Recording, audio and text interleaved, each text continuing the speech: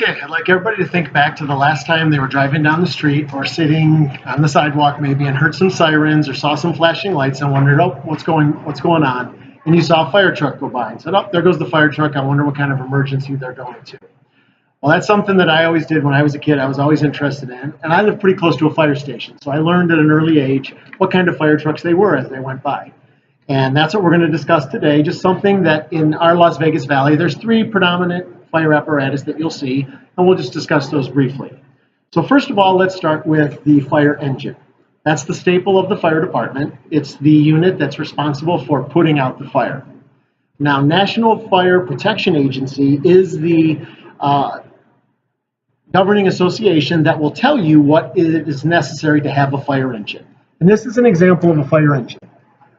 Not the size, obviously, but it is similar to this design, and it may or may not have the squirt on top. But it has to have a fire pump, it has to have water, and it has to have hose in order to be able to put out fires. So that's really what's required by NFPA to be a fire engine. The City of Las Vegas website states that we have 22 fire engines in the City of Las Vegas that serves to protect both for fire and also EMS, as these fire engines also have paramedics on board to respond to medical emergencies. Now, they've come a long way from horse-drawn basic carriages to steam-operated to ultimately very powerful diesel multi-purpose machines. Now let's move on to the fire engine's bigger brother, which is the fire truck. Now this is the fire truck here. This has a large ladder on top, which is what signifies being a fire truck. Now, the NFPA.com also lists what the requirements are for the fire truck. The fire truck has to have 115 feet of total ground ladders in the fire truck. And the top ladder or aerial platform has to be at least 55 feet long in order for it to qualify as a fire truck or fire aerial. Now, these trucks can also have a pump, water, and hose, and that would make it a quince, and it would operate largely like a fire engine, but also have the ladder on top. It just depends on each department's needs and what they would like to do or what function it needs to form. And this truck also has paramedics on it, on some of them. Some of them just has EMT advanced. But in the City of Las Vegas, their website states that we have 6 of those in the City of Las Vegas to respond to both fires and emergency medical calls.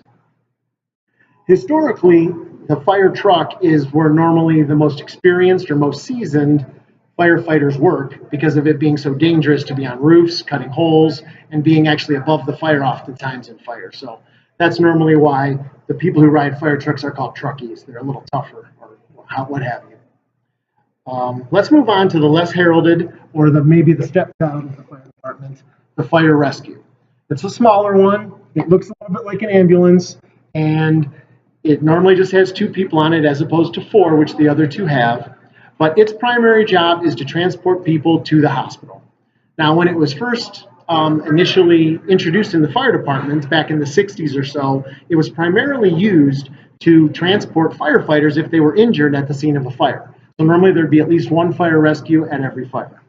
But through the years, EMS calls have predominantly moved or been more prevalent in the fire department. So probably 70-80% of our calls now are EMS related. So there you'll see more and more fire rescues in the fire department, as well as in the private companies that also have fire rescues or ambulances as well.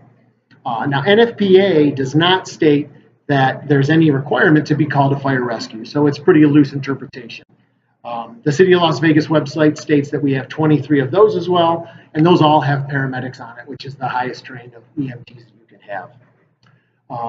And the American Fire Engine book that I found by Walter McCall stated that the importance of fire rescues cannot be overstated because of the amount of turning that the fire department has gone towards EMS. It's actually kept the fire department very valuable in the community's eyes since it does so much for EMS.